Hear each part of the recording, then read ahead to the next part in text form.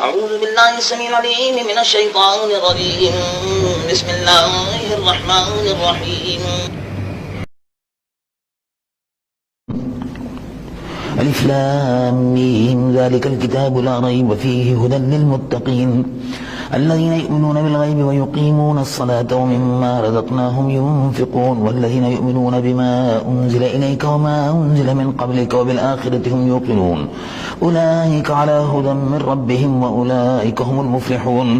إن الذين كفروا سواء عليهم أنذرتهم أم لم تنذرهم لا يؤمنون ختم الله على قلوبهم وعلى سمعهم وعلى أبصارهم غشاوة ولهم عذاب عظيم ومن الناس من يقول آمنا بالله وباليوم الآخر وما هم بمؤمنين يخادعون الله والذين آمنوا وما يخدعون إلا أنفسهم وما يشعرون في قلوبهم مرض فزادهم الله مرضا ولهم عذاب أليم بما كانوا يكذبون وإذا قيل لهم لا تفسدوا في الأرض قالوا إنما نحن مصلحون ألا إنهم هم المفسدون ولكن لا يشعرون وإذا قيل لهم آمنوا كما آمن الناس قالوا ونؤمن كما آمن السفهاء ألا إنهم هم السفهاء ولكن لا يعلمون وإذا لقوا الذين آمنوا قالوا آمنا وإذا خلوا إلى شياطينهم قالوا إنا معكم إنما نحن مستهزئون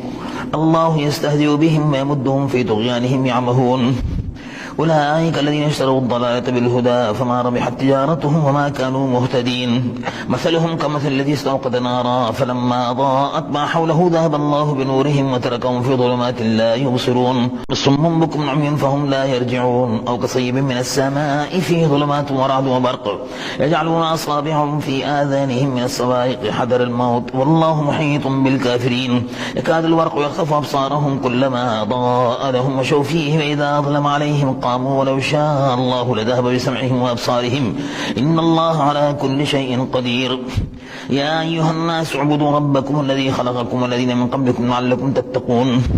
الذي جعل لكم الأرض فراشا والسماء بناء وأنزل من السماء ماء فأخرج به من الثمرات رزقا لكم فلا تجعلوا لله أندادا وأنتم تعلمون وإن كنتم في ريب مما نزلنا على عبدنا فأتوا بسورة من مثله وادعوا شهداءكم من دون الله إن كنتم صادقين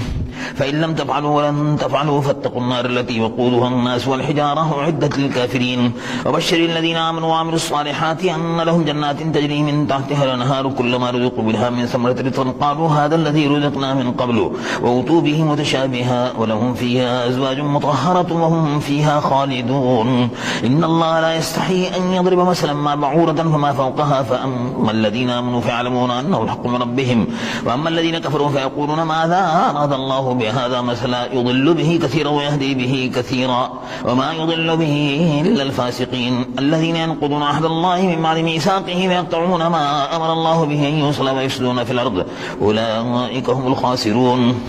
كيف تكفرون بالله وكنتم أمواتا فأحياكم ثم يميتكم ثم يحييكم ثم إليه ترجعون هو الذي خلق لكم ما في الأرض جميعا ثم استوى إلى السماء فسواهن 7 سماوات وهو بكل شيء عليم فإذ قال ربك للملائكة إني جاعل في الأرض خليفة قالوا أتجعل فيها من يفسد فيها ويسفك الدماء ونحن نسبح بحمدك ونقدس لك قال إني أعلم ما لا تعلمون وعلم آدم الأسماء كلها ثم عرضهم على الملائكة فقال أنبئوني بأسماء هؤلاء إن كنتم صادقين قالوا سبحانك لا علم لنا إلا ما علمتنا إنك أنت العليم الحكيم قال يا آدم أنبئهم بأسمائهم فلما أنبأهم بأسمائهم قال لم أقل لكم إني أعلم غيب السماوات والأرض وأعلم ما تبدون وما كنتم تكتمون وإذ قلنا للملائكة اسجدوا لآدم فسجدوا إلا إبليس أبى واستكبر وكان من الكافرين وقلنا يا آدم اسكن أنت وزوجك الجنة وكلا منها رغدا حيث شئتما ولا تقربا هذه الشجرة فتكونا من الظالمين فأذلهما الشيطان عنها فأخرجهما مما كانا فيه وقلنا اهبطوا بعضكم لبعض عدو ولكم في الأرض مستقر ومتاع إلى حين فتلقى آدم من ربه كلمات فتاب عليه إنه هو التواب الرحيم قلنا اهبطوا منها جميعا فإما يأتينكم مني هدى فمن تبع هداي فلا خوف عليهم ولا هم يحزنون والذين كفروا وكذبوا بآياتنا أولئك أصحاب النار هم فيها خالدون يا بني إسرائيل اذكروا نعمتي التي أنعمت عليكم وأوفوا بعهدي أوف بعهدكم وإياي فارهبون وآمنوا بما أنزلت مصدقا لما معكم ولا تكونوا أول كافر به ولا تشتروا بآياتي ثمنا قليلا وإياي فاتقون ولا تلبسوا الحق بالباطل وتكتموا الحق وأنتم تعلمون وأقيموا الصلاة وآتوا الزكاة واركعوا مع الراكعين أتأمرون الناس بالبر وتنسون أنفسكم وأنتم تتلون الكتاب فلا تعقلون واستعينوا بالصبر والصلاة وإنها لكبيرة إلا على الخاشعين الذين يظنون أنهم ملاقو ربهم وأنهم إليه راجعون يا بني إسرائيل اذكروا نعمتي التي أنعمت عليكم وأني فضلتكم على العالمين واتقوا يوما لا تجزي نفس عن نفس شيئا ولا يقبل منها شفاعة ولا يؤخذ منها عدل ولا هم ينصرون وإذ نجيناكم من آل فرعون يسومونكم سوء العذاب يذبحون أبناءكم ويستحيون نساءكم وفي ذلكم بلاء من ربكم عظيم وإذ فرقنا بكم البحر فأنجيناكم وأغرقنا آل فرعون وأنتم تنظرون وإذ وعدنا موسى 40 ليلة ثم اتخذتم العجل من بعده وأنتم ظالمون ثم عفونا عنكم من بعد ذلك لعلكم تشكرون وإذ آتينا موسى الكتاب والفرقان لعلكم تهتدون وإذ قال موسى لقومه يا قوم إنكم ظلمتم أنفسكم باتخاذكم العجل فتوبوا إلى بارئكم فاقتلوا أنفسكم ذلكم خير لكم عند بارئكم فتاب عليكم إنه هو التواب الرحيم وإذ قلتم يا موسى لن نؤمن لك حتى نرى الله جهرة فأخذتكم الصاعقة وأنتم تنظرون ثم بعثناكم من بعد موتكم لعلكم تشكرون وظللنا عليكم الغمام وأنزلنا عليكم المن والسلوى كلوا من طيبات ما رزقناكم وما ظلمونا ولكن كانوا أنفسهم يظلمون وإذ قلنا ادخلوا هذه القرية فكلوا منها حيث شئتم رغدا وادخلوا الباب سجدا وقولوا حطة نغفر لكم خطاياكم وسنزيد المحسنين فبدل الذين ظلموا قولا غير الذي قيل لهم فأنزلنا على الذين ظلموا رجزا من السماء بما كانوا يفسقون وإذ استسقى موسى لقومه فقلنا اضرب بعصاك الحجر فانفجرت من 12 عينا قد علم كل أناس مشربهم كلوا واشربوا من رزق الله ولا تعثوا في الأرض مفسدين وإذ قلتم يا موسى لن نصبر على طعام واحد فادع لنا ربك يخرج لنا مما تنبت الأرض من بقلها وقثائها وفومها وعدسها وبصلها قال أتستبدلون الذي هو أدنى بالذي هو خير اهبطوا مصرا فإن لكم ما سألتم وضربت عليهم الذلة والمسكنة وباءوا بغضب من الله ذلك بأنهم كانوا يكفرون بآيات الله ويقتلون النبيين بغير الحق ذلك بما عصوا وكانوا يعتدون إن الذين آمنوا والذين هادوا والنصارى والصابئين من آمن بالله واليوم الآخر وعمل صالحا فلهم أجرهم عند ربهم ولا خوف عليهم ولا هم يحزنون وإذا أخذنا ميثاقكم ورفعنا فوقكم الطور خذوا ما آتيناكم بقوة واذكروا ما فيه لعلكم تتقون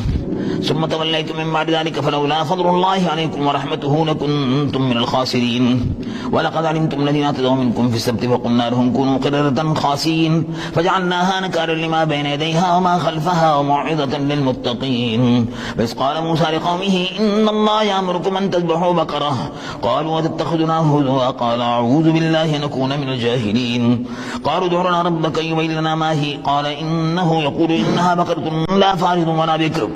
أمان بين ذلك فافعلوا ما تؤمرون قالوا ادع لنا ربك يبين لنا ما لونها قال إنه يقول إنها بقرة صفراء وأفاقع لونها تسر الناظرين قالوا ادع لنا ربك يبين لنا ما هي إن البقرة تشابه علينا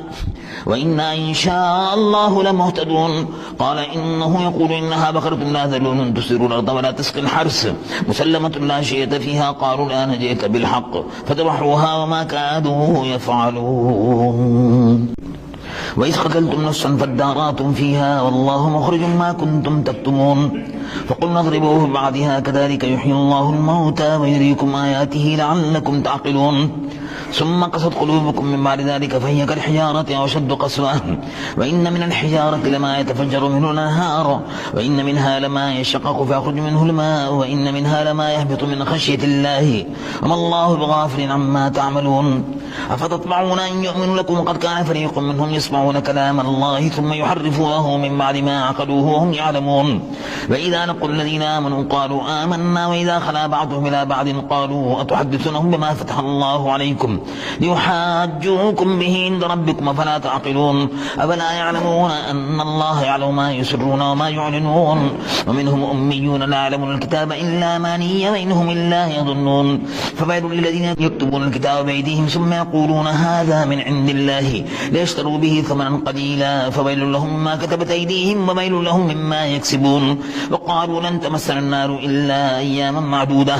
قل أتخذتم عند الله عهدا فلن يخلف الله عهده وأن تقولون على الله ما لا تعلمون بلى من كسب سيئة وأحاطت به خطيئته فأولئك أصحاب النار هم فيها خالدون والذين آمنوا وعملوا الصالحات أولئك أصحاب الجنة هم فيها خالدون وإذا أخذنا ميثاق بني إسرائيل لا تعبدون إلا الله وبالوالدين إحسانا وذي القربى واليتامى والمساكين وقولوا للناس حسنا وأقيموا الصلاة وآتوا الزكاة ثم توليتم إلا قليلا منكم وأنتم معرضون وإذا أخذنا ميثاقكم لا تسفكون دماءكم ولا تخرجون أنفسكم من دياركم ثم أقررتم وأنتم تشهدون ثم أنتم هؤلاء تقتلون أنفسكم وتخرجون فريقا منكم من ديارهم تظاهرون عليهم بالإثم والعدوان وإن يأتوكم أسارى تفادوهم وهو محرم عليكم إخراجهم أفتؤمنون ببعض الكتاب وتكفرون ببعض فما جزاء من يفعل ذلك منكم إلا خزي في الحياة الدنيا ويوم القيامة يردون إلى أشد العذاب وما الله بغافل عما تعملون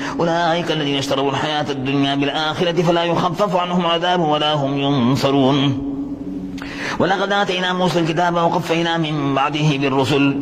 وآتينا عيسى ابن مريم البينات وأيدناه بروح القدس أفكلما جاءكم رسول بما لا تهوى أنفسكم استكبرتم ففريقا كذبتم وفريقا تقتلون وقالوا قلوبنا غلف بل لعنهم الله بكفرهم فقليلا ما يؤمنون ولما جاءهم كتاب من عند الله مصدق لما معهم وكانوا من قبل يستفتحون على الذين كفروا فلما جاءهم ما عرفوا كفروا به فلعنة الله على الكافرين بئس ما اشتروا به أنفسهم أن يكفروا بما أنزل الله بغيا أن ينزل الله من فضله على من يشاء من عباده فباءوا بغضب على غضب وللكافرين عذاب مهين وإذا قيل لهم آمنوا بما أنزل الله قالوا نؤمن بما أنزل علينا ويكفرون بما وراءه وهو الحق مصدقا لما معهم قل فلم تقتلون أنبياء الله من قبل إن كنتم مؤمنين ولقد جاءكم موسى بالبينات ثم اتخذتم العجل من بعده وأنتم ظالمون وإذا أخذنا ميثاقكم ورفعنا فوقكم الطور خذوا ما آتيناكم بقوة واسمعوا قالوا سمعنا وعصينا وأشربوا في قلوبهم العجل بكفرهم قل بئس ما يأمركم به إيمانكم إن كنتم مؤمنين قل إن كانت لكم الدار الآخرة عند الله خالصة من دون الناس فتمنوا الموت إن كنتم صادقين ولن يتمنوه أبدا بما قدمت أيديهم والله عليم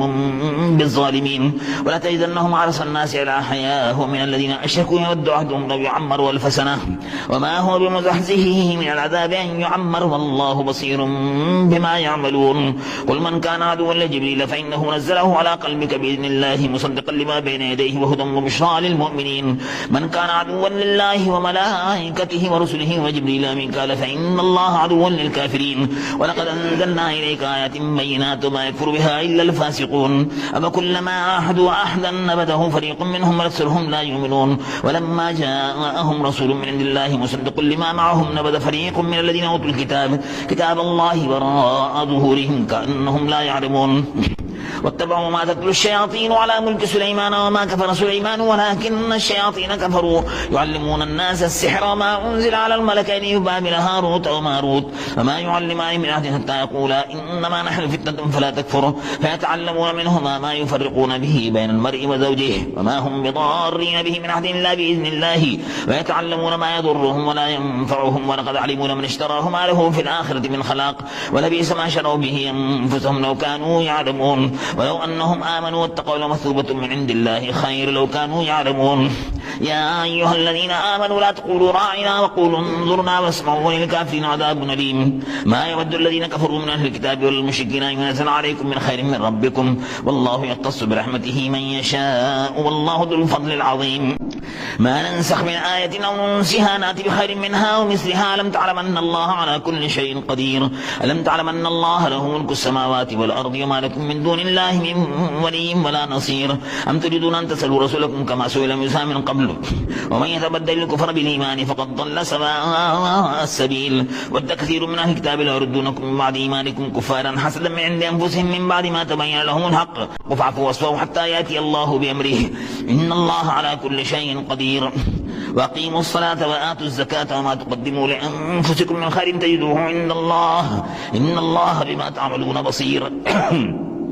وقالوا لن يدخل الجنة إلا من كان هودا أو نصارى تلك أمانيهم قل هاتوا برهانكم إن كنتم صادقين بلى من أسلم وجهه لله وهو محسن فله أجره عند ربه ولا خوف عليهم ولا هم يحزنون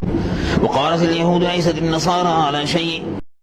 وقالت النصارى ليست اليهود على شيء وهم يتلون الكتاب كذلك قال الذين لا يعلمون مثل قولهم فالله يحكم بينهم يوم القيامة فيما كانوا فيه يختلفون ومن أظلم ممن منع مساجد الله أن يذكر فيها اسمه وسعى في خرابها أولئك ما كان لهم أن يدخلوها إلا خائفين لهم في الدنيا خزي ولهم في الآخرة عذاب عظيم ولله المشرق والمغرب فأينما تولوا فثم وجه الله إن الله واسع عليم وقالوا اتخذ الله ولدا سبحانه بل له ما في السماوات والأرض كل له قانتون بديع السماوات والأرض فإذا قضى أمرا فإنما يقول له كن فيكون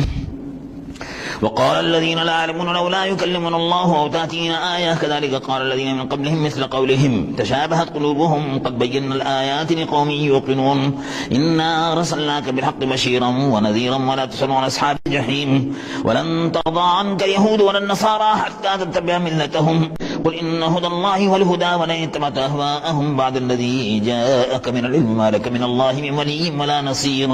الذين آتيناهم الكتاب يتلونه حق تلاوته أولئك يؤمنون به ومن يكفر به فأولئك هم الخاسرون يا بني إسرائيل اذكروا نعمتي التي أنعمت عليكم وأني فضلتكم على العالمين واتقوا يوما لا تجزي نفس عن نفس شيئا ولا يقبل منها عدل ولا تنفعها شفاعة ولا هم ينصرون وإذ ابتلى إبراهيم ربه بكلمات فأتمهن قال إني جاعلك للناس إماما قال ومن ذريتي قال لا ينال أحد الظالمين وإذ جعلنا البيت مثابة للناس وأمنا واتخذوا من مقام إبراهيم مصلى وأعهدنا إلى إبراهيم وإسماعيل أن طهر بيتي للطائفين والعاكفين والركع السجود وإذ قال إبراهيم رب اجعل هذا بلدنا آمنا وارزق أهله من الثمرات من آمن منهم بالله واليوم الآخر قال ومن كفر فأمتعه قليلا ثم أضطره إلى عذاب النار وبئس المصير